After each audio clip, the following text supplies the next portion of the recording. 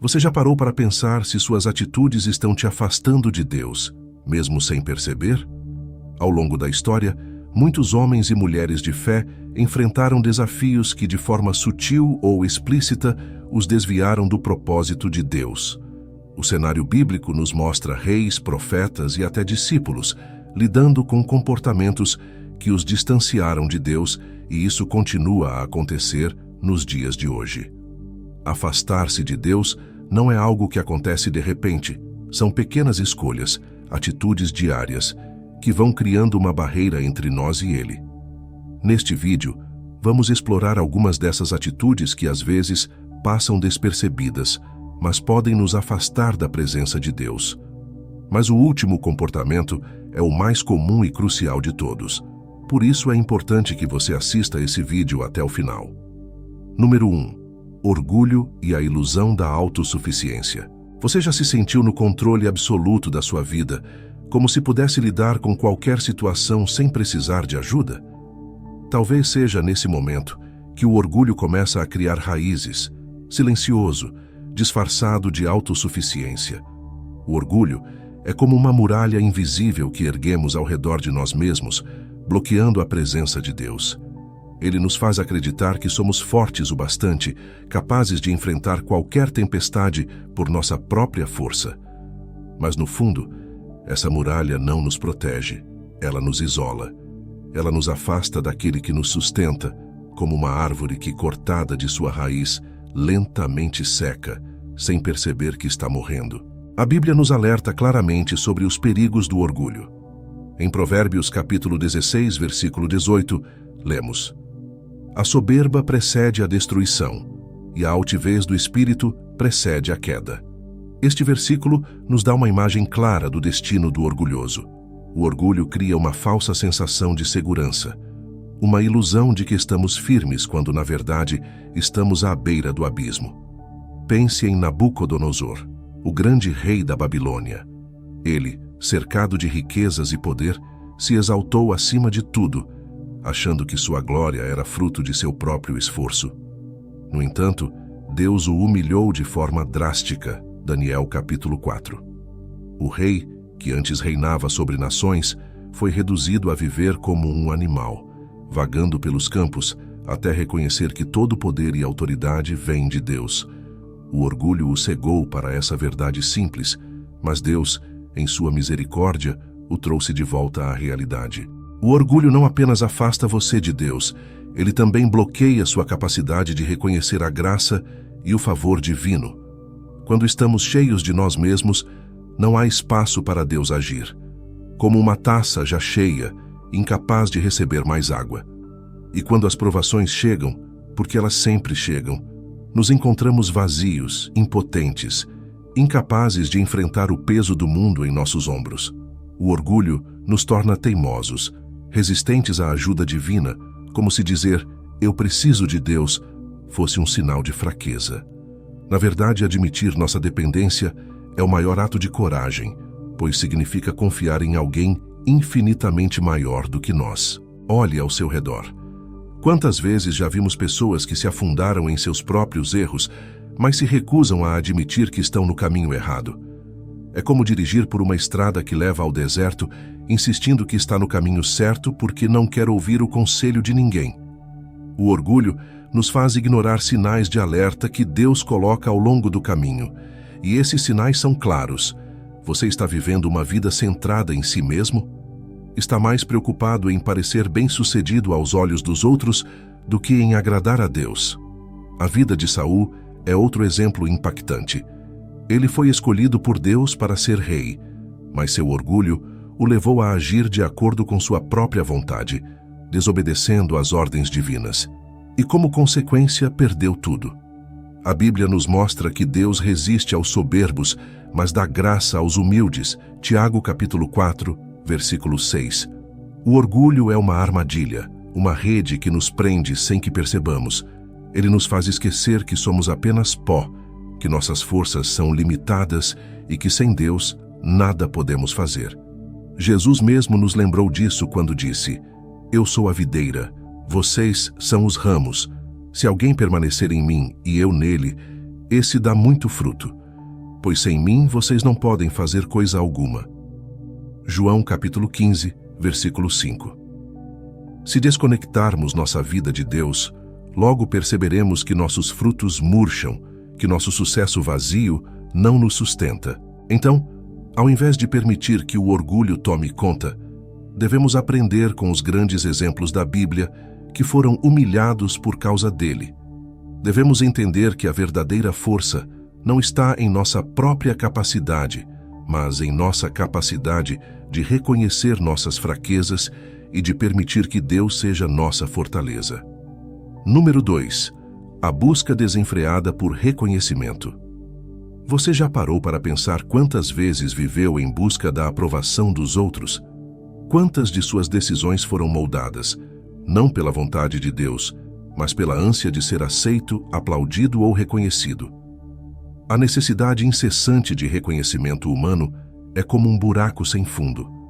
Quanto mais você tenta preenchê-lo, mais vazio se sente. O problema é que, nessa busca constante, você acaba se distanciando da única aprovação que realmente importa, a de Deus. Jesus, em Mateus capítulo 6, versículos 1 e 2, nos alerta: Guardai-vos de fazer a vossa esmola diante dos homens, para serdes vistos por eles. Doutra sorte, não tereis galardão junto de vosso Pai, que está nos céus. Vivemos em um mundo onde as redes sociais, os likes, os comentários e os seguidores ditam quem somos. A validação externa tornou-se um ídolo moderno, e muitos de nós não percebemos o quanto estamos presos a essa busca incessante por aprovação. Mas o reconhecimento que vem dos homens é fugaz. É como neblina que desaparece ao menor sopro de vento. Quando você se empenha em agradar as pessoas, corre o risco de sacrificar seus princípios, seus valores e, o mais importante, seu relacionamento com Deus. Isso porque a busca pela aprovação dos homens frequentemente entra em conflito com a vontade de Deus para a sua vida. A busca desenfreada por reconhecimento pode ser sutil. Começa com um desejo inofensivo de ser visto, de ser lembrado, de ser reconhecido por um trabalho bem feito. No entanto, aos poucos, isso se transforma em uma necessidade de validação contínua. Cada ação passa a ser moldada pela expectativa do que os outros irão pensar. Você começa a fazer concessões, pequenos desvios do caminho, porque quer evitar críticas, quer garantir os aplausos. E quando percebe, suas motivações estão completamente desalinhadas com o propósito que Deus tem para você.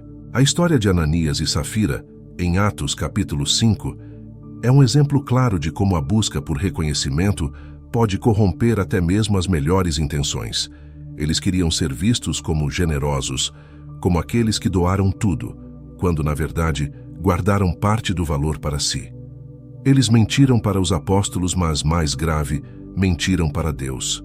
Na ânsia de parecerem espirituais diante dos outros, esqueceram que o olhar de Deus estava sobre eles e pagaram com suas vidas. Mas por que buscamos tanto a aprovação dos homens? Talvez seja porque a aprovação humana é imediata, palpável.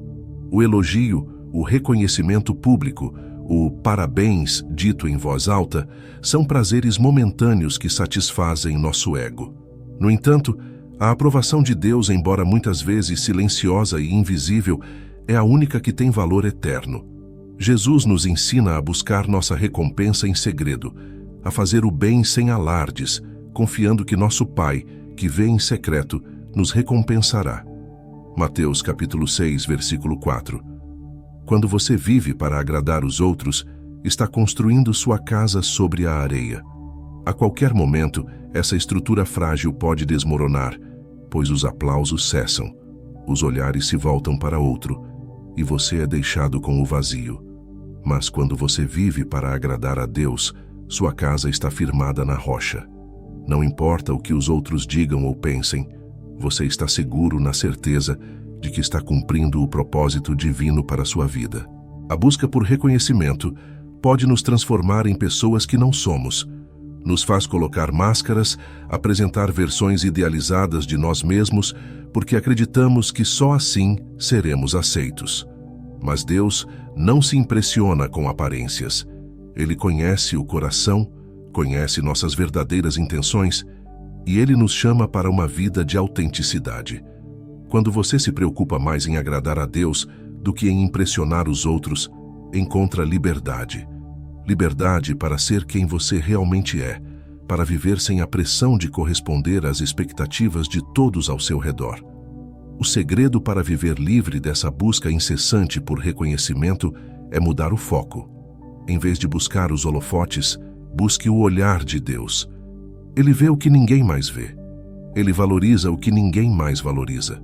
E no final, é a aprovação dele que define quem você é, não os aplausos temporários dos homens. Número 3. Fuga da vulnerabilidade emocional. Quantas vezes você já escondeu suas lágrimas, disfarçou sua dor e sorriu, mesmo quando tudo parecia desmoronar por dentro? Numa sociedade que valoriza tanto a força e a invulnerabilidade, expor nossas emoções é visto como fraqueza. Somos constantemente pressionados a manter uma fachada de autossuficiência, como se demonstrar nossas fragilidades pudesse nos tornar menos dignos aos olhos dos outros. Mas essa fuga da vulnerabilidade emocional pode criar barreiras entre nós e Deus. O Senhor se aproxima de um coração quebrantado, e quando tentamos fugir das nossas emoções, também fugimos da cura que Ele oferece. O Salmo capítulo 34, versículo 18, nos lembra: perto está o Senhor dos que têm o coração quebrantado e salva os contritos de espírito. Veja a profundidade desse versículo.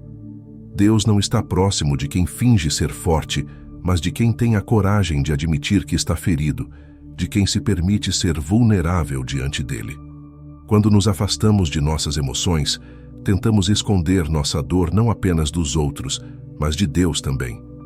No entanto, Ele não pode curar aquilo que não entregamos em suas mãos. A história do rei Davi é um exemplo claro de alguém que não fugiu de suas emoções.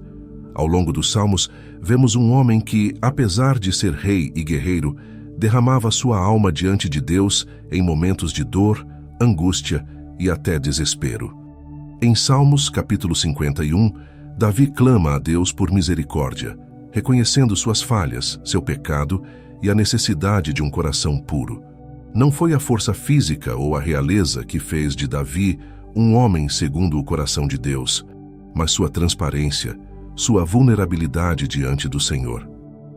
Quando fugimos da vulnerabilidade emocional, erguemos muros ao nosso redor, e esses muros, ao invés de nos protegerem, nos isolam. Isolam-nos das pessoas que nos amam e principalmente nos isolam de Deus.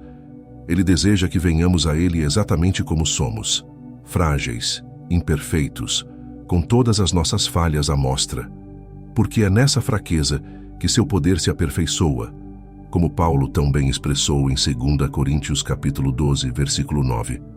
A minha graça te basta, porque o meu poder se aperfeiçoa na fraqueza. Pense na vida de Jesus. O Filho de Deus não se afastou de suas emoções.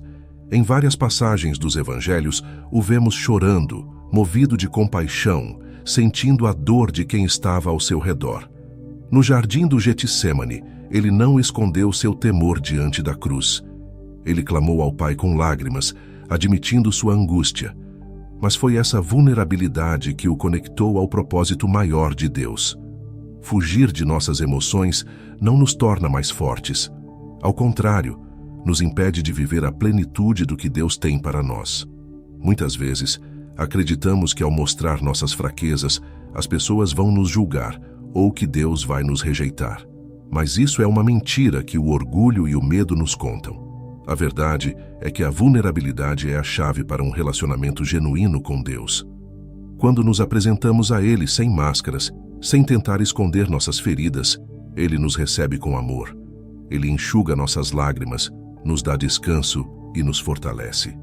A Bíblia está repleta de exemplos de homens e mulheres que, em seus momentos de maior fraqueza, encontraram Deus de uma forma transformadora.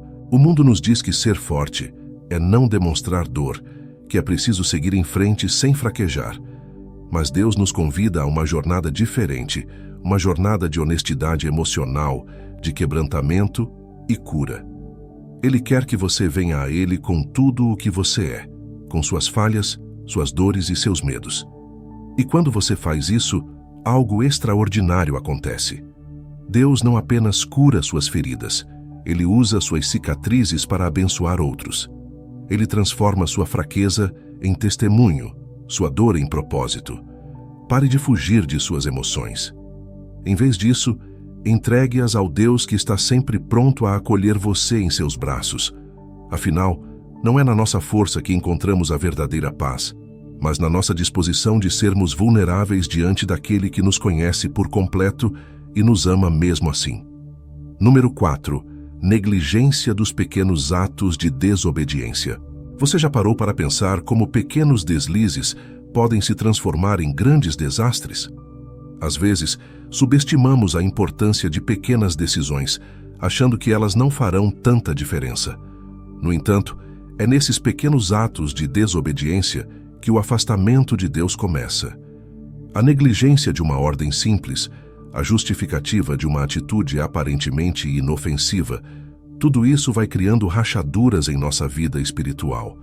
Rachaduras que, com o tempo, podem se transformar em abismos intransponíveis. O problema não é o tamanho da desobediência, mas o que ela representa. Um coração que não está completamente entregue à vontade de Deus. A história do rei Saul é um alerta poderoso sobre isso. Deus havia dado uma ordem clara: destruir completamente os amalequitas, incluindo seus bens e rebanhos. Mas Saul, em sua própria sabedoria, decidiu poupar o melhor dos rebanhos e até o próprio rei inimigo, justificando que ofereceria os animais como sacrifício a Deus. Aos seus olhos, parecia uma pequena concessão, algo que até poderia agradar ao Senhor. Mas a resposta de Deus, através do profeta Samuel, foi dura e clara. Eis que o obedecer é melhor do que o sacrificar, e o atender melhor do que a gordura de carneiros. 1 Samuel, capítulo 15, versículo 22. Saul perdeu o reinado por causa desse pequeno ato de desobediência. Assim como Saul, podemos facilmente justificar nossas pequenas falhas. Quem nunca pensou que uma mentira inofensiva ou uma pequena omissão não causaria mal algum? Quem nunca racionalizou um comportamento errado, dizendo a si mesmo que, em comparação com os pecados maiores do mundo, o seu deslize é insignificante? Mas é exatamente essa mentalidade que nos afasta de Deus. O pecado, grande ou pequeno, corrói a intimidade que temos com Ele. Cada vez que escolhemos desobedecer, mesmo que seja em algo mínimo, estamos dizendo a Deus que nossa vontade é mais importante do que a sua. O problema da negligência nos pequenos atos de desobediência é que ela abre espaço para uma vida de concessões. Começa com algo pequeno, mas logo estamos justificando comportamentos que jamais imaginamos que aceitaríamos. Pense em uma represa que, inicialmente, tem apenas uma pequena fissura. A água começa a vazar lentamente, sem causar muitos danos. Mas, se não for reparada, essa pequena fissura se tornará um grande rompimento, e tudo que estava contido desabará com força incontrolável. Assim é a nossa vida espiritual quando permitimos que pequenas desobediências permaneçam sem correção. Outro exemplo claro está na história de Sansão. O chamado de Deus para a vida de Sansão era claro. Ele deveria ser nazireu, um homem consagrado a Deus desde o ventre de sua mãe. Havia regras específicas que ele deveria seguir, e uma delas era não cortar seu cabelo. Por muito tempo, Sansão brincou com o limite de suas escolhas, aproximando-se cada vez mais da desobediência.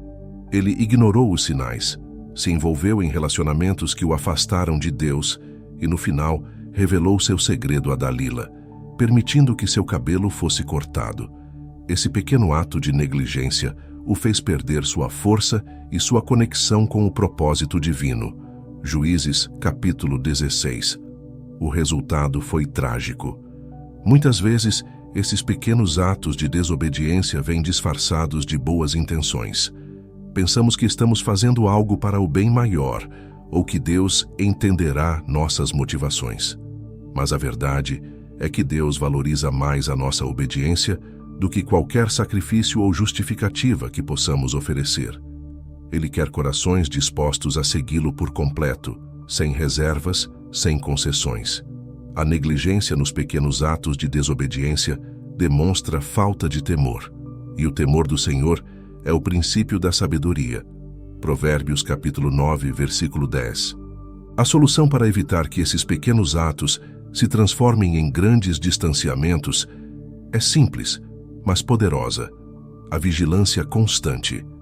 Precisamos estar atentos às nossas decisões diárias, às nossas pequenas escolhas. Elas importam.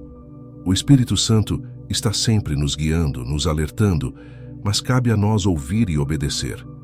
Precisamos estar dispostos a corrigir o curso, mesmo que seja por algo que parece insignificante. Afinal, a nossa fidelidade nas pequenas coisas é o que nos prepara para os grandes propósitos de Deus. Entenda que o caminho da desobediência nunca é repentino. Ele é construído com pequenos passos, pequenas concessões, pequenas desculpas. Quando negligenciamos a importância desses detalhes, abrimos mão da plenitude da comunhão com Deus, e não há nada mais perigoso do que isso. Número 5. Amor excessivo ao materialismo. Você já se perguntou o que realmente ocupa o seu coração? No mundo em que vivemos, o materialismo está em toda parte. Somos bombardeados com imagens, mensagens e expectativas de que devemos ter mais, acumular mais, ser mais. É fácil acreditar que a felicidade e a realização pessoal estão diretamente ligadas ao que possuímos. Mas a verdade é que esse amor excessivo ao materialismo nos afasta de Deus. Jesus nos alerta claramente sobre isso em Mateus capítulo 6, versículo 21. Pois onde estiver o teu tesouro, ali estará também o teu coração. Se nossos corações estão voltados para as riquezas terrenas, há pouco espaço para Deus. A busca desenfreada por bens materiais pode se tornar uma obsessão. O problema não está em ter posses, mas em deixar que elas nos possuam. Quando dedicamos nossa vida a acumular coisas, estamos, de maneira sutil, transferindo nossa confiança de Deus para as riquezas. No entanto, por mais que posses materiais possam trazer conforto, elas jamais trarão paz verdadeira. O jovem rico, mencionado em Mateus capítulo 19, versículos 16 a 22, é um exemplo claro disso.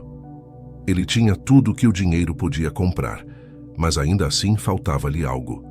Quando Jesus o desafiou a vender suas posses e segui-lo, o jovem foi embora triste, pois não conseguia abrir mão de suas riquezas. Seu coração estava preso ao materialismo. O materialismo nos ilude com a promessa de segurança. Achamos que quanto mais temos, mais protegidos estaremos contra as incertezas da vida. Mas ao fazer isso, colocamos nossa confiança em algo instável, que pode desaparecer de um dia para o outro. No Evangelho de Lucas, capítulo 12, versículo 15, Jesus adverte: acautelai-vos e guardai-vos da avareza, porque a vida de qualquer não consiste na abundância do que possui. A verdadeira segurança não está no que podemos acumular, mas em quem somos em Deus. Ele é a nossa fonte, nossa provisão. Quando nos apegamos às riquezas, deixamos de confiar no cuidado divino, e isso nos afasta de sua presença. O materialismo também tem um efeito devastador em nossos relacionamentos. A busca pelo ter pode facilmente superar o ser. Deixamos de lado momentos de qualidade com nossa família, nossos amigos e até com Deus, porque estamos ocupados demais tentando ganhar mais dinheiro, alcançar mais sucesso, comprar mais coisas. Perdemos de vista o que realmente importa. As pessoas ao nosso redor, que deveriam ser nossas prioridades, acabam se tornando secundárias em comparação aos nossos desejos de consumo. O acúmulo de bens nunca preencherá o vazio deixado por relacionamentos negligenciados ou pela falta de tempo para Deus. A história de Salomão também nos ensina sobre os perigos do amor ao materialismo. Salomão foi o homem mais rico e sábio de seu tempo, mas em Eclesiastes, ele nos alerta sobre a vaidade de buscar a felicidade nas posses materiais. Quem ama o dinheiro jamais terá o suficiente. Quem ama a riqueza nunca ficará satisfeito com os seus rendimentos. Isso também é vaidade. Eclesiastes capítulo 5, versículo 10. Salomão, que experimentou todas as riquezas possíveis, reconheceu que, no final das contas, tudo isso era vazio sem um relacionamento com Deus. O materialismo é uma armadilha que promete satisfação, mas entrega frustração. Outro perigo do amor ao materialismo é que ele nos faz perder de vista o propósito maior de nossas vidas. Fomos criados para adorar a Deus, para viver em comunhão com Ele, mas quando estamos obcecados por coisas materiais, nossa adoração se desvia. Passamos a adorar o dinheiro, o sucesso, o status. Jesus foi claro em sua advertência.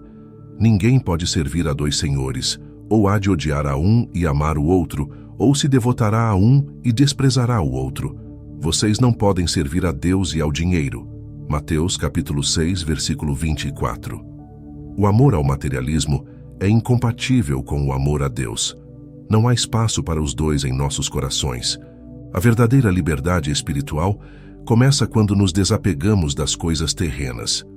Isso não significa que devemos viver sem posses, mas que nossas posses não devem nos controlar.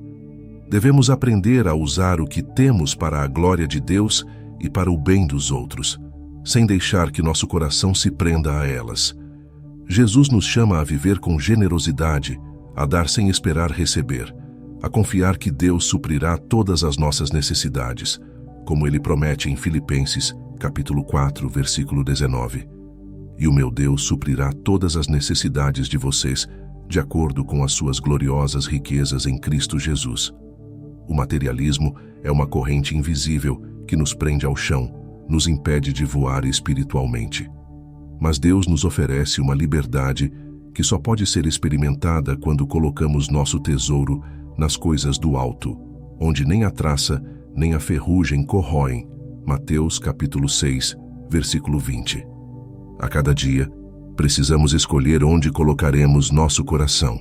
Número 6. Justificação constante dos próprios erros.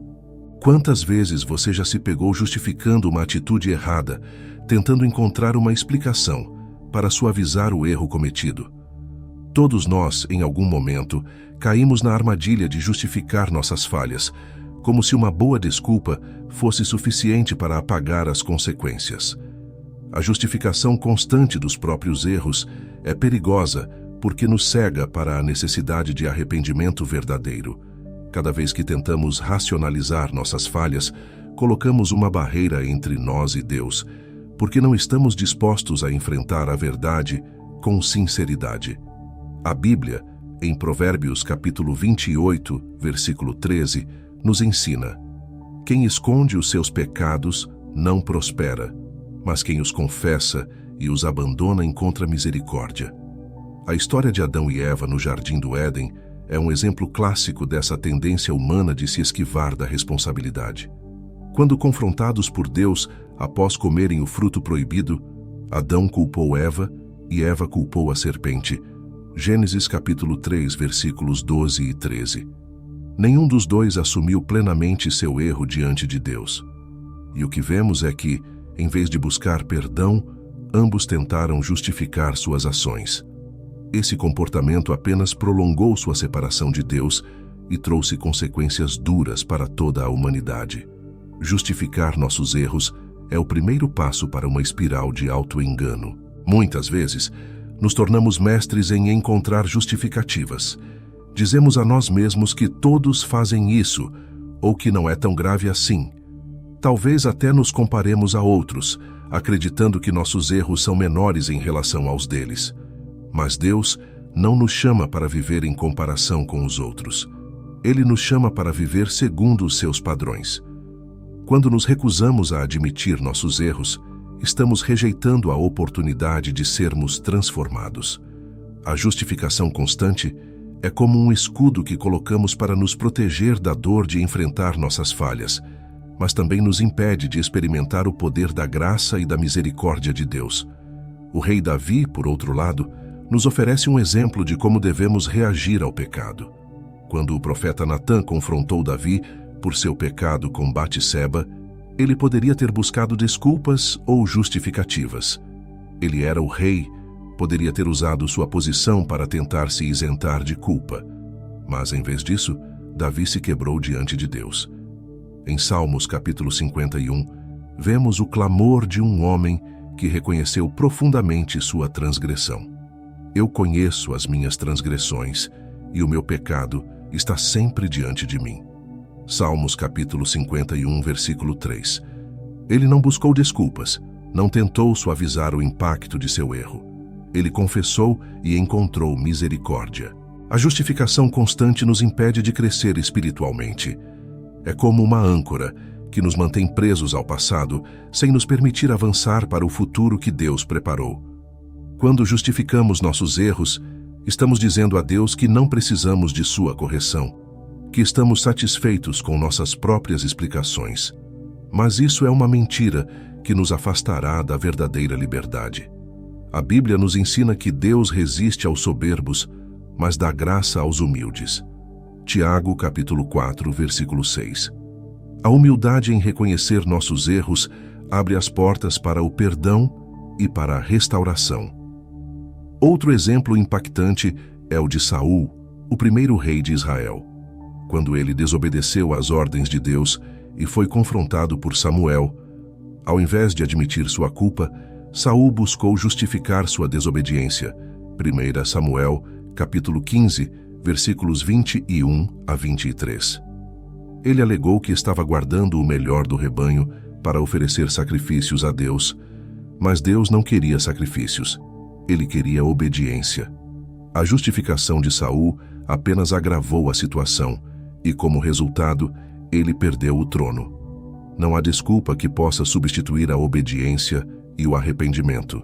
Cada vez que buscamos justificativas para nossos erros, perdemos a oportunidade de sermos purificados e renovados. Deus não espera a perfeição de nós, mas Ele deseja corações que se arrependem genuinamente. Quando confessamos nossos pecados e deixamos de lado as desculpas, abrimos espaço para a transformação divina. Afinal, como está escrito em 1 João capítulo 1, versículo 9, se confessarmos os nossos pecados, Ele é fiel e justo para nos perdoar os pecados e nos purificar de toda injustiça. A verdadeira liberdade espiritual vem da honestidade com Deus e com nós mesmos. Portanto, ao invés de tentar justificar nossas falhas, que possamos nos lembrar do poder restaurador do arrependimento. Cada erro reconhecido e confessado é uma oportunidade para sermos moldados por Deus, uma oportunidade de nos aproximarmos ainda mais do seu coração. Número 7. Resistência à mudança e à transformação. Por que temos tanto medo da mudança? O ser humano, por natureza, tende a buscar segurança em rotinas e zonas de conforto. Entretanto, o chamado de Deus para as nossas vidas é, frequentemente, um convite à transformação contínua. A resistência à mudança não apenas nos mantém estagnados, mas nos impede de experimentar o novo que Deus tem preparado. Romanos capítulo 12, versículo 2, nos exorta: "E não vos conformeis com este mundo, mas transformai-vos pela renovação da vossa mente, para que experimenteis qual seja a boa, agradável e perfeita vontade de Deus." A mudança é necessária para que possamos discernir e viver o plano de Deus, mas resistir a ela pode nos afastar desse propósito. Pense em Jonas, o profeta que tentou fugir do chamado de Deus. Ele não queria ir a Nínive, porque sabia que Deus era misericordioso e poderia poupar a cidade se ela se arrependesse. Jonas não queria essa mudança. Ele estava tão preso à sua própria visão do que era justo que resistiu ao plano de Deus. Sua resistência o levou a um confronto doloroso consigo mesmo, preso dentro do ventre de um grande peixe. Jonas, capítulo 2. Só então, ao clamar a Deus em sua aflição, ele compreendeu que a transformação era necessária, não apenas para Nínive, mas também para ele. Quando resistimos à mudança, perdemos de vista o quanto ela é essencial para o nosso crescimento espiritual. A transformação é uma jornada constante no relacionamento com Deus. Somos como o barro nas mãos do oleiro, sendo moldados a cada dia. Jeremias, capítulo 18, versículos 3 a 6. No entanto, quando resistimos ao toque de Deus, endurecemos nossos corações, nos tornando inflexíveis E quando nos tornamos rígidos, deixamos de ser moldáveis. Deus quer nos transformar de glória em glória, como está escrito em 2 Coríntios, capítulo 3, versículo 18. Mas todos nós, com o rosto descoberto, refletindo como um espelho a glória do Senhor, somos transformados de glória em glória na mesma imagem, como pelo Espírito do Senhor. A resistência à mudança bloqueia esse processo de refinamento divino. Às vezes, resistimos à mudança porque ela nos força a enfrentar nossas falhas e limitações. A transformação exige humildade. Ela nos confronta com o fato de que precisamos deixar para trás velhos hábitos, comportamentos e atitudes que não estão alinhados com a vontade de Deus. A história do jovem rico, que não quis abrir mão de suas posses para seguir Jesus, nos mostra como a resistência à mudança pode nos manter presos. Mateus capítulo 19, versículos 21 a 22. Ele estava tão apegado às suas riquezas que não pôde aceitar o convite de transformação que Jesus lhe ofereceu.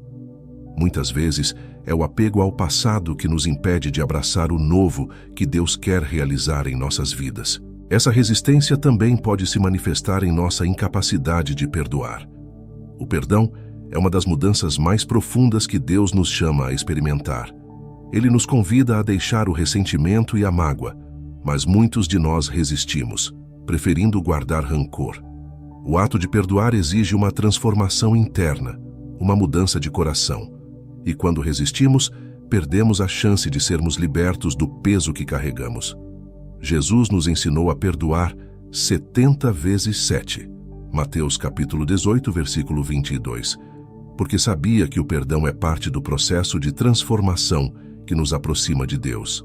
A resistência à mudança é, no fundo, uma falta de fé. É o medo de que o que Deus tem para nós não seja o suficiente, ou que o caminho que Ele nos convida a trilhar será difícil demais. Mas a verdade é que Deus nunca nos chama a uma transformação sem nos dar também a força e a graça para enfrentar esse processo. Lembre-se de Abraão, que foi chamado a deixar sua terra e seguir para um lugar desconhecido. Gênesis capítulo 12, versículo 1. Ele poderia ter resistido, mas escolheu confiar. A jornada foi desafiadora, mas através dessa mudança, Abraão se tornou o pai de muitas nações, cumprindo o propósito de Deus para sua vida. A chave para vencer essa resistência é a confiança plena em Deus. Quando confiamos no caráter de Deus, sabemos que cada mudança que Ele nos pede é para o nosso bem, para nos alinhar com o seu plano. É por isso que devemos estar sempre dispostos a deixar de lado o que nos mantém presos ao passado e nos abrir para o novo. Lamentações, capítulo 3, versículo 23, nos lembra: as misericórdias do Senhor se renovam a cada manhã. Isso significa que Deus está sempre nos oferecendo uma nova chance de sermos transformados, de nos renovarmos, de crescer em nossa caminhada com Ele. Resistir à mudança é resistir à vida abundante que Deus nos prometeu. O apelo é que deixemos de lado o medo, o orgulho e o apego ao que já conhecemos. Que possamos, como o apóstolo Paulo, dizer: esquecendo-me das coisas que para trás ficam e avançando para as que estão diante de mim. Filipenses capítulo 3, versículo 13. O que Deus tem para nós à frente é sempre melhor do que aquilo que deixamos para trás. Número 8. Culpar a Deus por nossas circunstâncias. Quando a dor nos atinge, é comum buscar um culpado. A perda de um ente querido, um revés financeiro ou uma doença inesperada nos faz questionar: por que Deus permitiu isso? Em nossos momentos de maior sofrimento, muitos de nós caímos na tentação de culpar a Deus pelas circunstâncias difíceis. Esse ato não apenas nos afasta dele, mas também obscurece nossa visão sobre o verdadeiro caráter de Deus. A Bíblia nos ensina, em Jó, capítulo 1, versículo 21, o Senhor deu, o Senhor o tomou, bendito seja o nome do Senhor. Jó, que sofreu a perda de tudo, recusou-se a culpar a Deus, e essa atitude revela a profundidade de sua fé. Culpar a Deus nos impede de ver que, muitas vezes, as dificuldades que enfrentamos são consequência de um mundo imperfeito, corrompido pelo pecado. Deus não é o autor da dor, mas sim aquele que nos sustenta em meio a ela. No entanto, quando as circunstâncias nos sobrecarregam, esquecemos que Deus caminha conosco nas provações. Nós nos fechamos em uma espiral de ressentimento, afastando-nos da única fonte de consolo que pode realmente nos curar. Em vez de buscar entendimento em Deus, escolhemos o caminho da amargura, o que nos distancia da paz que Ele oferece. A história de Jó nos dá uma perspectiva diferente. Ele, que foi um homem íntegro, perdeu tudo: seus filhos, sua saúde, suas posses. Seus amigos chegaram até a sugerir que Deus estava punindo-o, mas Jó se recusou a aceitar essa visão. Ele lutou com suas perguntas, sim, mas nunca perdeu de vista a soberania de Deus.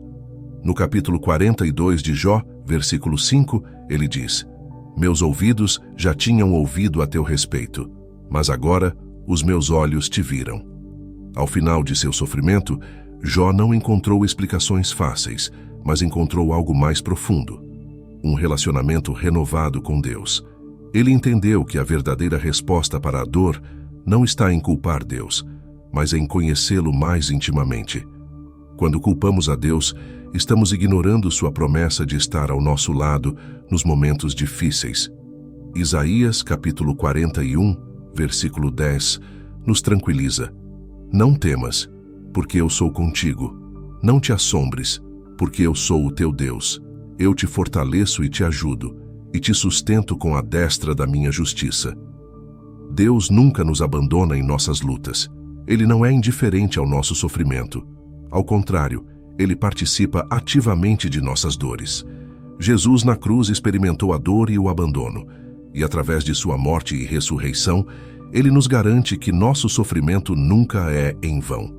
Há um propósito que muitas vezes não conseguimos enxergar.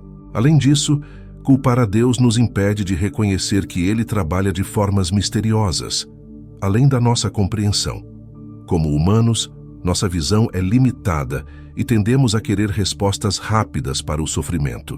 Mas, como está escrito em Isaías capítulo 55, versículo 9, "Assim como os céus são mais altos do que a terra, também os meus caminhos são mais altos do que os seus caminhos, e os meus pensamentos mais altos do que os seus pensamentos." Nem sempre entenderemos o porquê das circunstâncias, mas podemos confiar que Deus tem um plano maior em andamento, mesmo nas situações mais sombrias. Talvez um dos exemplos mais tocantes de não culpar a Deus em meio à dor seja o apóstolo Paulo. Ele enfrentou prisões, perseguições e sofrimento físico, mas nunca culpou a Deus por suas aflições. Ao contrário, ele escreveu em Romanos capítulo 8, versículo 28, "Sabemos que Deus age em todas as coisas para o bem daqueles que o amam, dos que foram chamados segundo o seu propósito." Paulo entendeu que Deus usava até os momentos mais difíceis para o bem, para moldá-lo, fortalecê-lo e aproximá-lo do propósito divino. Quando a tentação de culpar a Deus surgir, lembre-se de que Ele é nosso refúgio, não nosso adversário. Ele nos chama a confiar nele, mesmo quando as circunstâncias parecem insuportáveis. Salmos capítulo 46, versículo 1 diz: "Deus é o nosso refúgio e fortaleza, socorro bem presente na angústia." Em vez de culpar, somos chamados a nos refugiar. Em vez de nos afastarmos, somos convidados a nos aproximar de seu consolo e provisão. Culpar a Deus por nossas circunstâncias nos impede de experimentar o alívio que vem ao entregar nossas dores a Ele. Ele nos convida a lançar sobre Ele nossas ansiedades, porque Ele cuida de nós.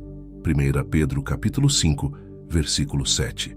O caminho para a paz não é a acusação, mas a rendição. Uma rendição que nos leva a reconhecer que, embora as circunstâncias sejam difíceis, Deus permanece fiel, nos guiando através de cada uma delas com propósito e amor. Número 9. Preocupação excessiva com o futuro.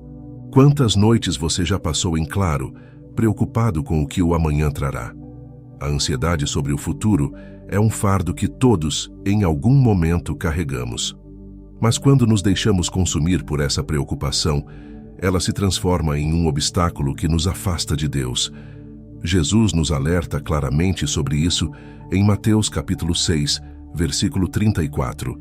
Portanto, não se preocupem com o amanhã, pois o amanhã trará as suas próprias preocupações. Basta a cada dia o seu próprio mal. A preocupação excessiva não resolve os problemas de amanhã, mas certamente rouba a paz de hoje. A ansiedade sobre o futuro reflete uma falta de confiança no cuidado de Deus. Quando tentamos antecipar e controlar cada detalhe do que está por vir, estamos, na verdade, duvidando da soberania e da provisão divina. É como se disséssemos a Deus que não acreditamos que Ele é capaz de cuidar de nós. No entanto, ao longo de toda a Escritura, vemos repetidas promessas de que Deus nos sustenta e guia. Em Filipenses capítulo 4, versículos 6 e 7, Paulo nos lembra: não andem ansiosos por coisa alguma, mas em tudo, pela oração e súplicas, com ação de graças, apresentem seus pedidos a Deus. E a paz de Deus, que excede todo o entendimento, guardará o coração e a mente de vocês em Cristo Jesus.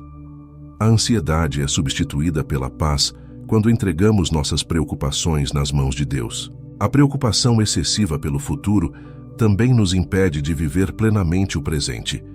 Quando estamos constantemente focados no "e se", perdemos a oportunidade de ver o que Deus está fazendo agora. Pense na história de Marta e Maria.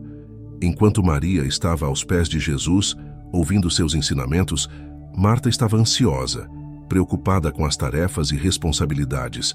Lucas capítulo 10, versículos 41 e 42. Jesus amorosamente a corrigiu, dizendo que Maria havia escolhido a melhor parte. Quando estamos preocupados com o que está por vir, deixamos de escolher a melhor parte, a intimidade com Deus no presente. A preocupação não apenas nos afasta de Deus, mas também tem o poder de nos paralisar espiritualmente. Quando estamos consumidos pelo medo do futuro, deixamos de agir com fé. É como se estivéssemos constantemente esperando o pior, e isso nos impede de confiar que Deus está trabalhando todas as coisas para o nosso bem. A Bíblia nos ensina que sem fé é impossível agradar a Deus. Hebreus capítulo 11, versículo 6. E a preocupação excessiva é um sinal de que nossa fé está enfraquecida. Quando nos rendemos à ansiedade, permitimos que o medo tome o lugar da fé, e isso nos impede de experimentar as promessas de Deus. Jesus nos convida a viver com confiança no cuidado diário do Pai. Ele usa a natureza como exemplo, dizendo que se Deus cuida dos pássaros e dos lírios do campo, quanto mais cuidará de nós. Mateus capítulo 6, versículos 26 a 30.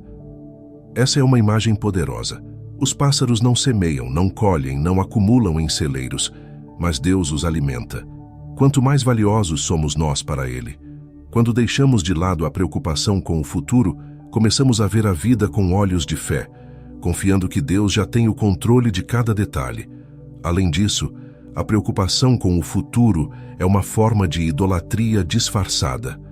Quando passamos mais tempo pensando no que pode acontecer do que confiando em Deus, estamos, de certa forma, colocando o futuro em um pedestal, como se ele fosse maior do que Deus. Mas a Bíblia nos lembra que Deus é o Senhor de todas as coisas, inclusive do nosso amanhã. Em Jeremias capítulo 29, versículo 11, Deus nos faz uma promessa poderosa. Porque eu bem sei os pensamentos que tenho a vosso respeito, diz o Senhor, pensamentos de paz e não de mal, para vos dar o fim que esperais. Quando confiamos nessa promessa, somos libertos da necessidade de controlar o futuro. Uma das histórias mais impactantes de confiança no cuidado de Deus é a de Abraão. Ele foi chamado a deixar sua terra e sua família para ir a um lugar desconhecido.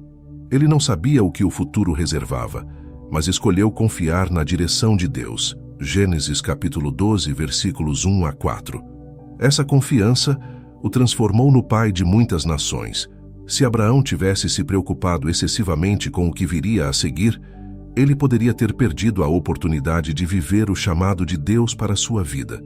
Portanto, Ao invés de nos permitir ser consumidos pela ansiedade sobre o futuro, somos chamados a viver um dia de cada vez, confiando que Deus já está em nosso amanhã. Ele nos chama a lançar sobre Ele todas as nossas ansiedades, como está escrito em 1 Pedro capítulo 5, versículo 7.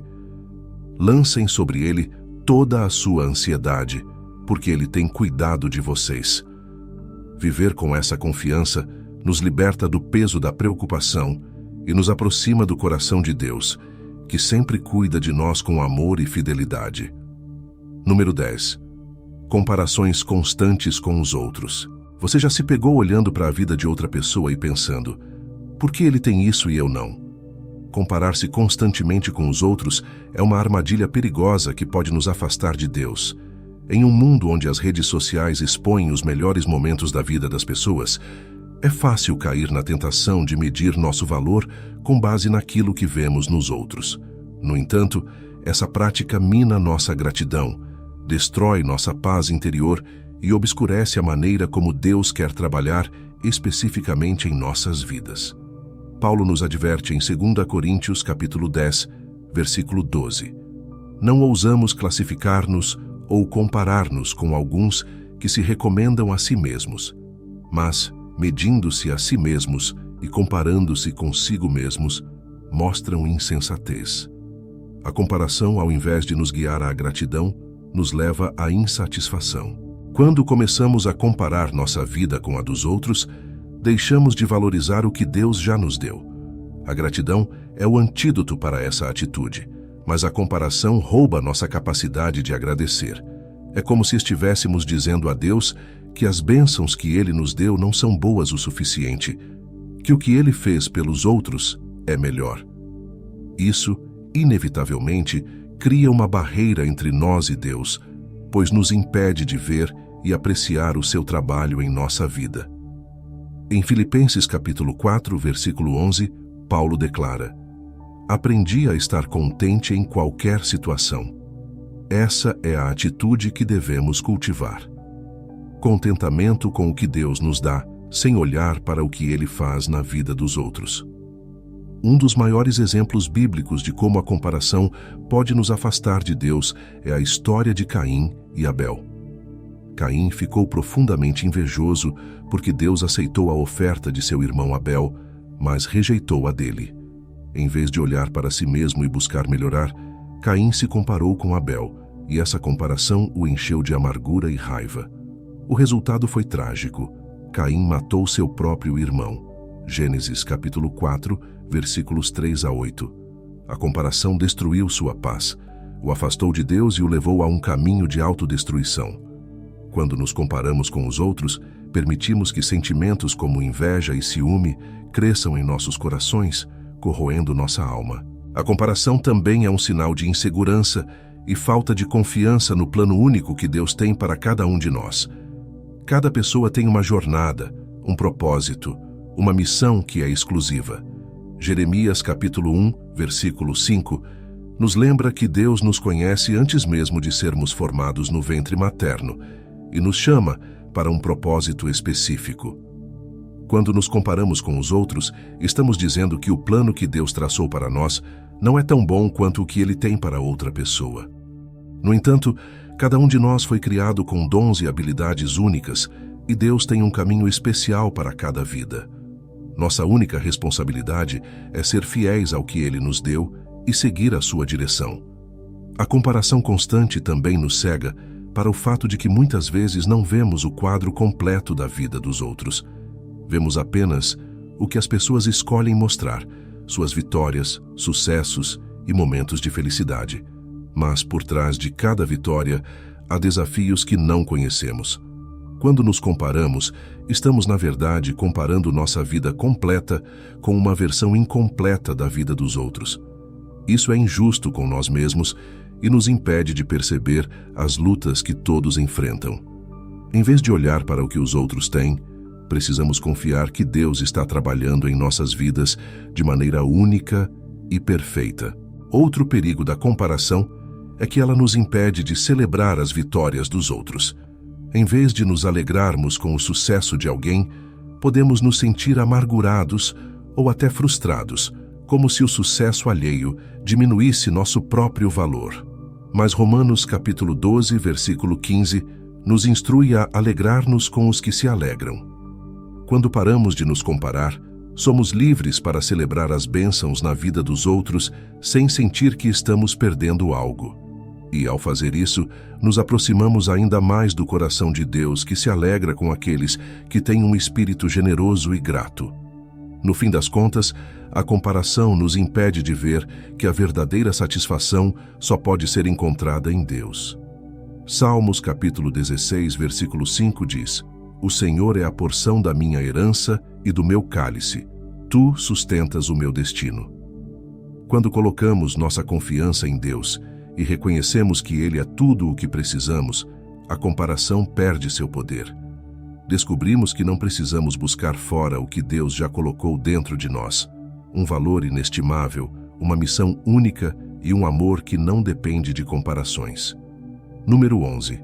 Excesso de ocupações e falta de tempo para Deus. Você já se sentiu tão sobrecarregado de compromissos que, ao final do dia, percebe que mal teve tempo de parar e refletir sobre sua vida espiritual? A correria do dia a dia é uma das armadilhas mais eficazes que nos afasta de Deus. O excesso de ocupações rouba nosso tempo e nossa atenção, deixando pouco ou nenhum espaço para aquilo que realmente importa: nossa relação com o Criador. Jesus nos deu um exemplo claro desse perigo na história de Marta e Maria, registrada em Lucas capítulo 10, versículos 41 e 42. Enquanto Marta estava preocupada e agitada com seus muitos afazeres, Maria escolheu sentar-se aos pés de Jesus para ouvi-lo. Jesus então disse a Marta: Marta, Marta, você está preocupada e inquieta com muitas coisas. Todavia, apenas uma é necessária. Maria escolheu a boa parte, e esta não lhe será tirada. Vivemos em um mundo que valoriza o fazer. Nossa identidade, muitas vezes, parece estar ligada à quantidade de tarefas que conseguimos realizar em um único dia. Quanto mais ocupados estamos, mais valorizados nos sentimos. No entanto, esse ritmo frenético nos afasta daquilo que realmente nos dá propósito e paz.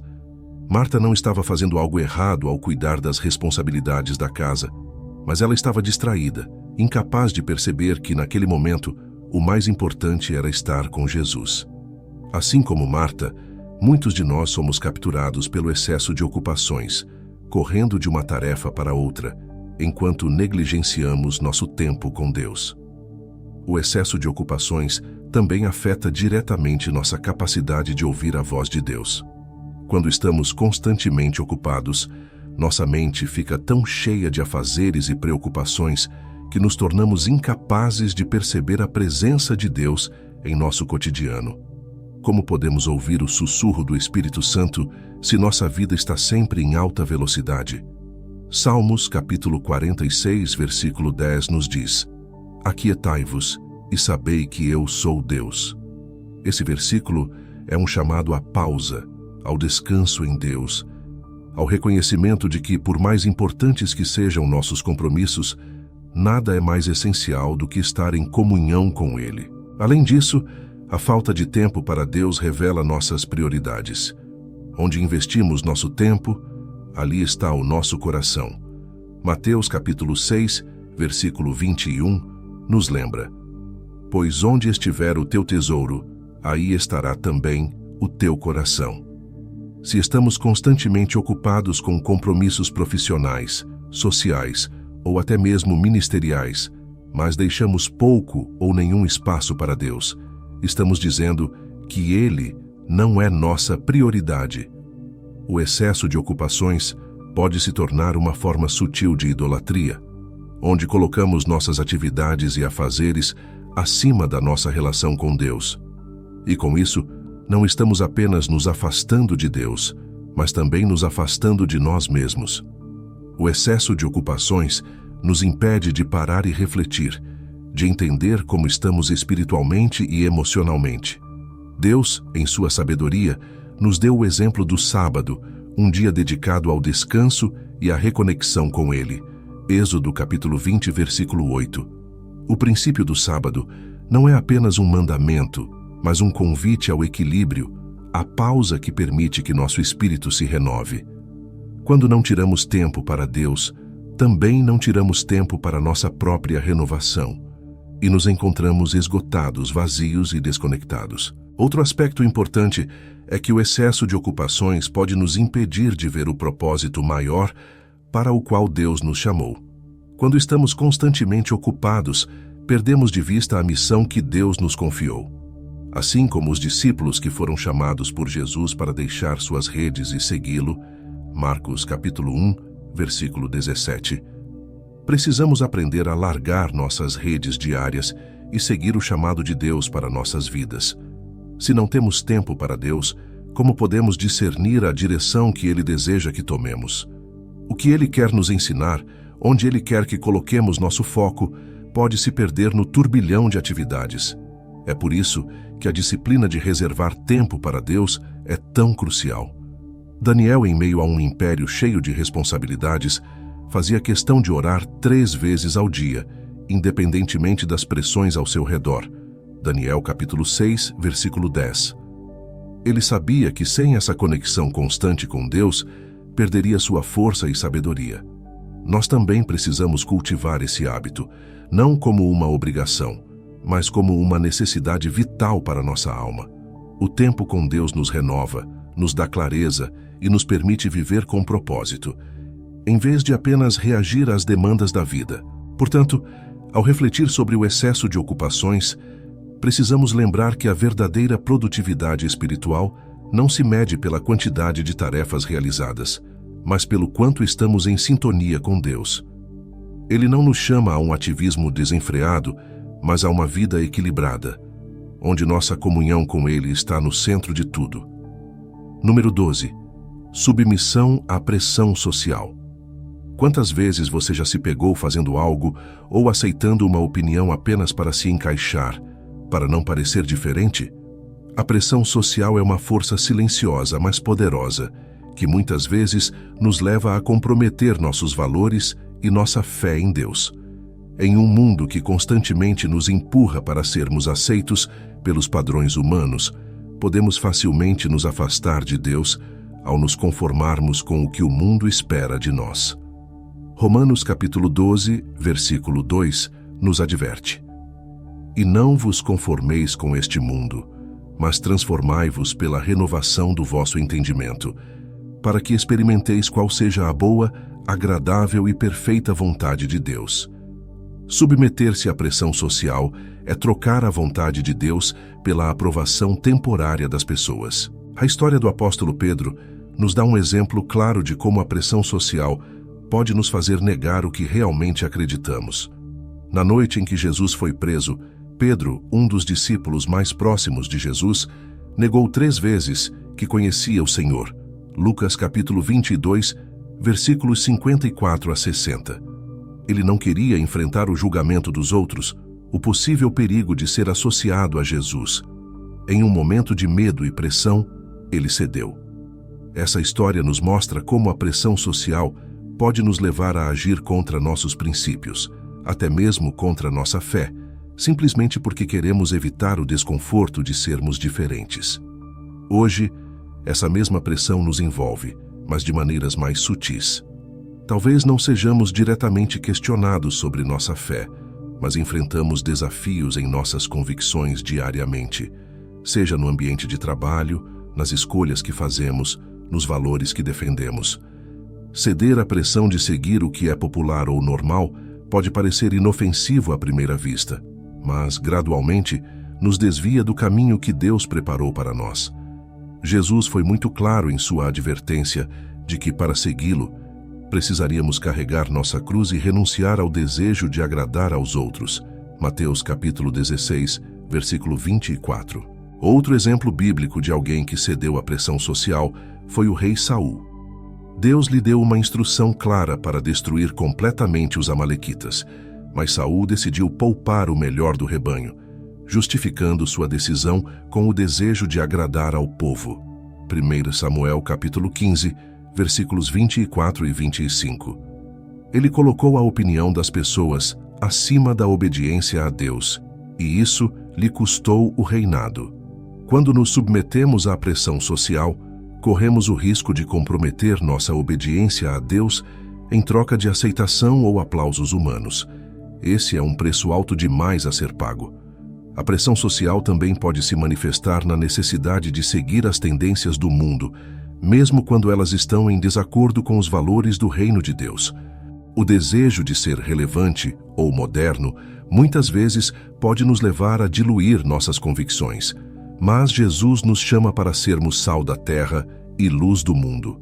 Mateus capítulo 5, versículos 13 e 14. O sal tem um sabor distinto, e a luz brilha em contraste com as trevas. Não fomos chamados para nos misturarmos e perdermos nossa identidade em Cristo, mas para sermos um reflexo claro e distinto de quem Deus é, mesmo quando isso significa ir contra a maré.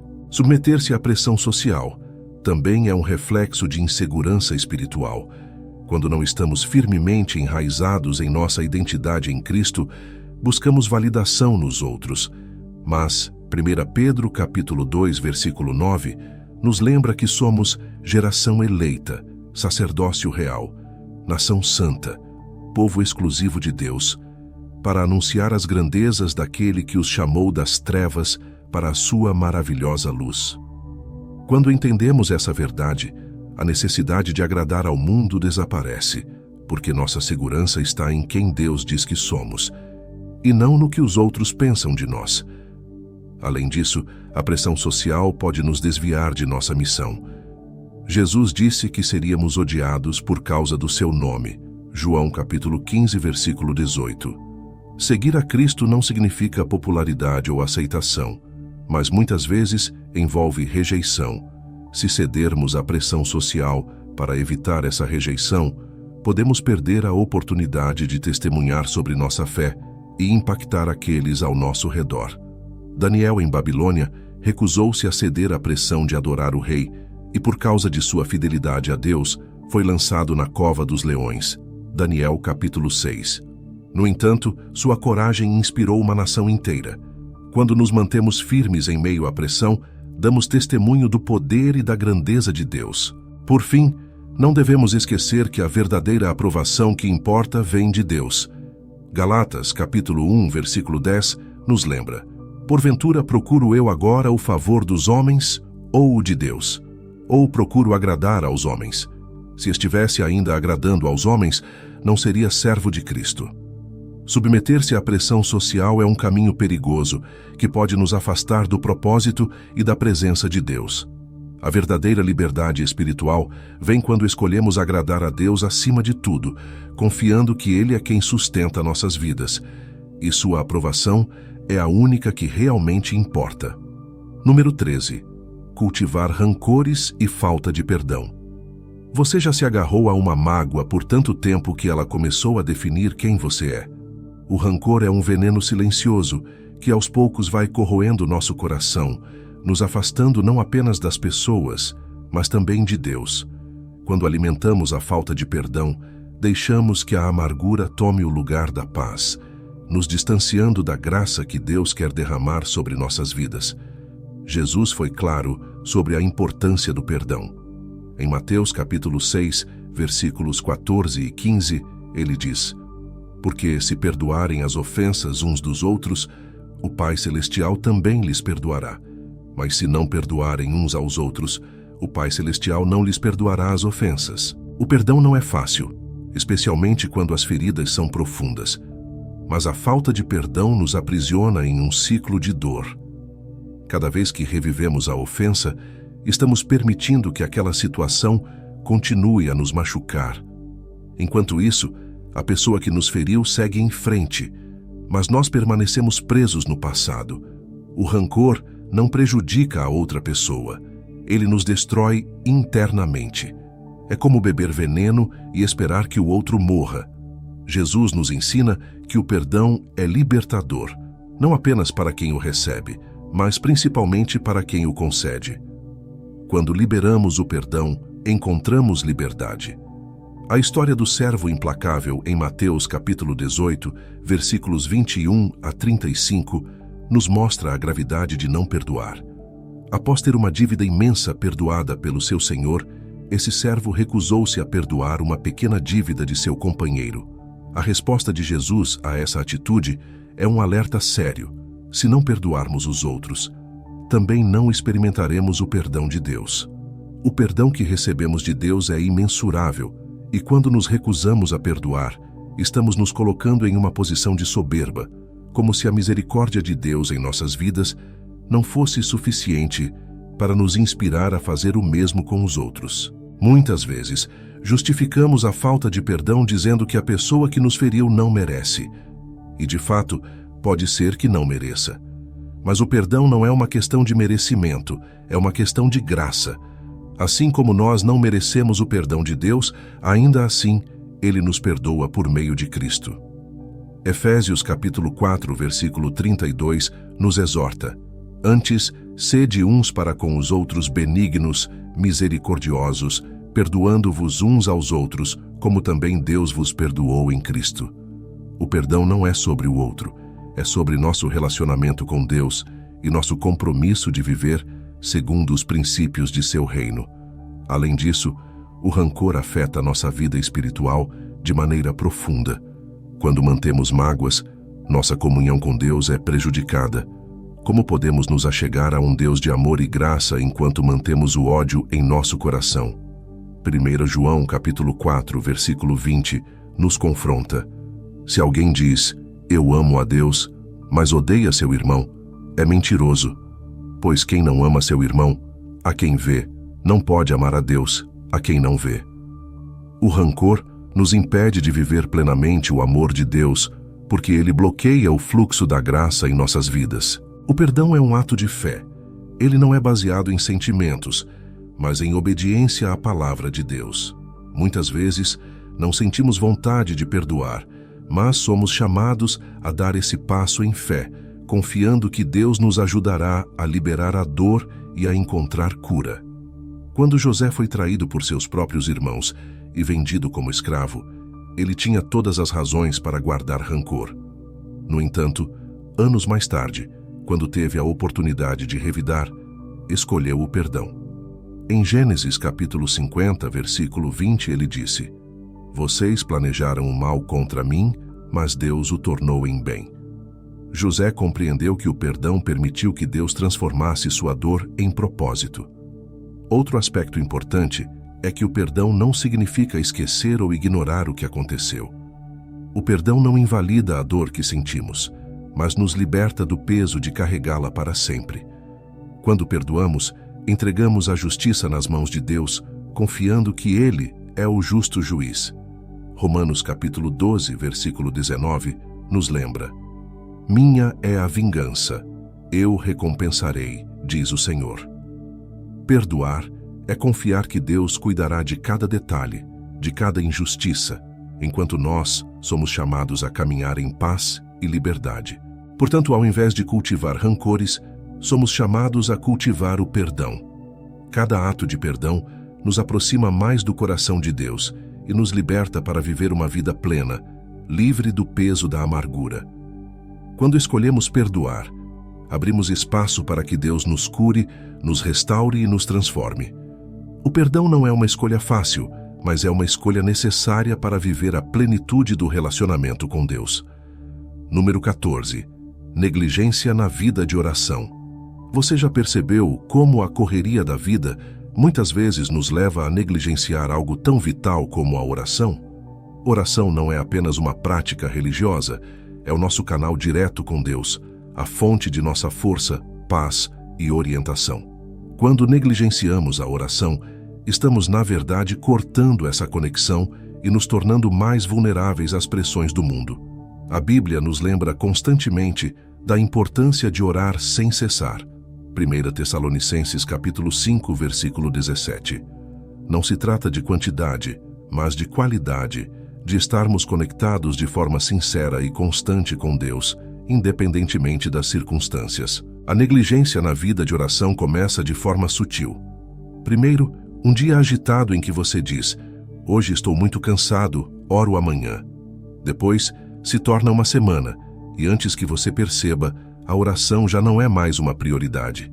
Daniel, mesmo em meio às responsabilidades de governar um império, orava 3 vezes ao dia, mantendo sua conexão com Deus forte e inabalável. Daniel capítulo 6, versículo 10. A disciplina de Daniel em oração não apenas o sustentou em tempos de crise, como o preservou da cova dos leões. Quando negligenciamos a oração, perdemos essa proteção espiritual, nos tornamos suscetíveis às distrações e às armadilhas do mundo. Oração não é apenas sobre pedir coisas a Deus, mas sobre cultivar um relacionamento com Ele. Quando deixamos de orar, estamos, na verdade, dizendo que podemos lidar com nossas vidas sem a intervenção divina. Essa atitude de autossuficiência é perigosa, pois nos afasta da dependência de Deus e nos aproxima da exaustão emocional e espiritual. Jesus, o Filho de Deus, nos deu o exemplo de uma vida de oração. Mesmo sendo Deus encarnado, ele se retirava frequentemente para orar e estar em comunhão com o Pai. Lucas capítulo 5, versículo 16. Se o próprio Jesus precisava de momentos de oração, quanto mais nós, seres humanos frágeis e dependentes da graça divina. A falta de oração também nos priva da sabedoria e da direção de Deus. Muitas vezes, tomamos decisões importantes sem consultar o Senhor, confiando em nosso próprio entendimento. Em Tiago capítulo 1, versículo 5, somos incentivados a pedir sabedoria a Deus, que a dá liberalmente a todos. No entanto, se não nos voltamos a Ele em oração, como podemos esperar receber essa sabedoria? A negligência na vida de oração nos deixa desorientados, agindo por impulso ou pressão externa, em vez de sermos guiados pelo Espírito Santo. A oração é, além de tudo, uma arma poderosa contra as tentações e os ataques espirituais. Em Efésios capítulo 6, versículo 18, Paulo nos instrui a orar no Espírito em todas as ocasiões, com toda oração e súplica. A vida cristã é uma batalha espiritual, e sem oração estamos despreparados para enfrentar os desafios que surgem em nosso caminho. Quando negligenciamos a oração, estamos nos desarmando espiritualmente, abrindo brechas para o desânimo, a dúvida e até mesmo o pecado. É na oração que encontramos forças para resistir às tentações e perseverar na fé, mesmo nos momentos mais difíceis. Muitas vezes a negligência na vida de oração está ligada à ideia de que Deus já sabe de tudo. Então por que orar? Mas a oração não é apenas para informar a Deus sobre nossas necessidades, é para transformar nossos corações. É um ato de humildade e entrega, um reconhecimento de que precisamos da ajuda divina. A oração nos molda, nos alinha com a vontade de Deus. Jesus nos ensinou a orar assim: seja feita a tua vontade. Mateus capítulo 6, versículo 10. Quando paramos de orar, perdemos a oportunidade de nos submeter à soberania de Deus, nos afastando do seu plano perfeito. Outro aspecto importante é que a negligência na vida de oração afeta não apenas nossa vida pessoal, mas também a vida daqueles ao nosso redor. Como podemos interceder pelos outros se não estamos orando? A Bíblia nos chama a orar uns pelos outros. Tiago, capítulo 5, versículo 16. E essa intercessão é um ato de amor e serviço cristão. Quando negligenciamos a oração, estamos falhando em cumprir nosso papel de sustentar nossos irmãos e irmãs em Cristo. Nossas orações podem fazer a diferença na vida de alguém, mas, se estivermos desconectados de Deus, como poderemos ser usados por Ele para abençoar os outros? Portanto, é essencial que façamos da oração uma prioridade em nossas vidas. A negligência na vida de oração é uma das maneiras mais rápidas de nos afastarmos de Deus, pois a comunicação com Ele é o que nos mantém firmes, conectados e dependentes da sua graça. Não permita que a correria do dia a dia ou as distrações roubem seu tempo de comunhão com o Pai. Restabeleça a disciplina da oração, não como uma obrigação religiosa, mas como uma necessidade vital para a sua alma. Número 15. Desprezo pela simplicidade do Evangelho. Você já percebeu como, às vezes, buscamos complexidade onde Deus nos oferece simplicidade? O Evangelho de Cristo é profundamente simples e transformador, mas muitos de nós, ao longo da caminhada, começamos a desprezar essa simplicidade em busca de algo mais sofisticado ou profundo. Procuramos respostas teológicas complexas ou revelações que parecem mais elevadas, enquanto negligenciamos a essência pura do Evangelho, o amor incondicional de Deus manifestado por meio de Cristo. Paulo, ao escrever aos Coríntios, expressou sua preocupação com esse afastamento da simplicidade do Evangelho. Em 2 Coríntios capítulo 11, versículo 3, ele diz: Mas temo que, assim como a serpente enganou Eva com astúcia, assim também sejam de alguma sorte corrompidos os vossos sentidos e se apartem da simplicidade que há em Cristo. Quando começamos a desprezar a simplicidade do Evangelho, nos tornamos suscetíveis ao orgulho espiritual. Achamos que precisamos de algo mais profundo ou mais revelador do que a cruz de Cristo. Mas essa busca por complexidade muitas vezes nos leva a uma espiritualidade vazia, desconectada da essência do amor e da graça de Deus. Jesus nos ensinou que o reino de Deus é acessível às crianças. Mateus capítulo 19, versículo 14.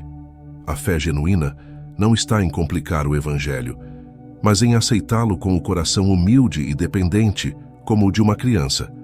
Quando complicamos o Evangelho, nos distanciamos dessa pureza. O perigo de buscar sempre algo mais complexo é que isso nos faz perder de vista a beleza da obra redentora de Cristo. O Evangelho é simples porque o seu poder está no que Jesus fez por nós na cruz. Ele morreu pelos nossos pecados e ressuscitou para nos dar vida eterna. Esse é o fundamento de tudo. Quando buscamos distrações teológicas ou filosofias que pareçam mais interessantes, corremos o risco de obscurecer essa verdade. Paulo advertiu os Gálatas sobre esse perigo quando disse: Estou admirado de que tão rapidamente vocês estejam se afastando daquele que os chamou pela graça de Cristo para seguirem outro evangelho. Gálatas capítulo 1, versículo 6. A simplicidade do evangelho não precisa de acréscimos ou ajustes. Ela é completa e suficiente. Outro aspecto do desprezo pela simplicidade do evangelho é que ele nos afasta da verdadeira transformação que essa mensagem oferece. O Evangelho não foi dado para nos impressionar com complexidade, mas para nos transformar pela graça. Quando deixamos de lado a simplicidade de amar a Deus e ao próximo, começamos a focar em regras, doutrinas e debates que, embora importantes em suas devidas proporções, podem nos distrair do principal: a vivência do amor. Jesus resumiu toda a lei em 2 mandamentos simples, porém profundos. Ame o Senhor, seu Deus, de todo o seu coração, de toda a sua alma e de todo o seu entendimento, e ame o próximo como a si mesmo. Mateus, capítulo 22, versículos 37 a 39. Quando complicamos a fé, muitas vezes deixamos de lado esses princípios fundamentais. A simplicidade do Evangelho também nos chama a confiar mais em Deus do que em nosso próprio entendimento. Provérbios capítulo 3, versículo 5 diz: Confia no Senhor de todo o teu coração e não te estribes no teu próprio entendimento. Muitas vezes, em nossa busca por respostas complexas, acabamos confiando em nossa capacidade intelectual, em vez de confiar no Espírito Santo, que nos guia em toda a verdade. O Evangelho não é sobre quão inteligentes ou bem informados podemos ser. É sobre reconhecer nossa necessidade de Deus e aceitar a salvação que Ele nos oferece, de graça, por meio de Cristo. Além disso, o desprezo pela simplicidade do Evangelho nos afasta das pessoas que mais precisam dele. Quando complicamos a mensagem de Jesus, criamos barreiras desnecessárias para aqueles que ainda não o conhecem. O Evangelho foi projetado para ser acessível a todos, independentemente de sua educação, cultura ou história de vida. Se tornamos o Evangelho algo elitista ou intelectualmente inacessível, estamos falhando em nossa missão de fazer discípulos de todas as nações. Mateus capítulo 28, versículo 19. A mensagem de Cristo deve ser compreendida por todos, e nossa responsabilidade é compartilhá-la de forma simples e amorosa. A simplicidade do Evangelho também nos convida a uma vida de devoção sincera, em vez de complicações religiosas. Jesus criticou os fariseus por tornarem a fé um fardo pesado, cheio de regras e tradições humanas que desviavam as pessoas da verdadeira comunhão com Deus. Mateus capítulo 23. O Evangelho, por outro lado, nos chama a um relacionamento direto e descomplicado com o Pai. Quando Jesus disse: "Vinde a mim, todos os que estáis cansados e sobrecarregados, e eu vos aliviarei", Mateus capítulo 11, versículo 28. Ele estava nos chamando a abandonar o fardo das complicações religiosas e a descansar na simplicidade de seu amor e cuidado. Portanto, devemos abraçar a simplicidade do Evangelho com o coração aberto e grato. Não há nada mais profundo do que o amor de Cristo, nada mais revelador do que a sua graça. Quando entendemos isso, encontramos a verdadeira paz e plenitude. O Evangelho não precisa ser complicado para ser poderoso. Ele já é a mensagem mais transformadora e libertadora que podemos conhecer. Que possamos sempre voltar à cruz, ao amor simples e puro que nos alcançou e nos salvou, e que, por meio dessa simplicidade, possamos viver e compartilhar a vida abundante que Deus nos oferece. Muito obrigado por assistir até o final. Espero que esse vídeo tenha te ajudado a refletir sobre as atitudes que podem te afastar de Deus e como é importante mantermos nossa conexão com Ele. Se você gostou desse conteúdo e quer aprofundar ainda mais a sua fé, não deixe de explorar o meu canal. Tem muito conteúdo de valor esperando por você. Dá uma olhada nos outros vídeos. Tenho certeza de que você encontrará ensinamentos que vão te inspirar e fortalecer sua caminhada espiritual. Até o próximo vídeo e que Deus te abençoe.